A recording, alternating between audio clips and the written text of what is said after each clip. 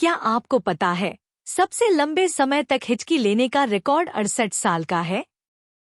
जी हाँ, Charles Osborne नाम के शख्स ने 1922 से 1990 तक हर दिन हिचकी ली। सोचो, बंदा शादी कर रहा होगा और कुबू हिचकी आ गई। पार्टी में लोग बोलते होंगे, भाई ये म्यूजिक सिस्टम है या चार्ल्स की हिचकी का बैकग्राउंड? तो अगली बार जब हिचकी आए, सोचो, शुक्र है ये चार्ल्स वाला रिकॉर्ड नहीं तोड़ रही।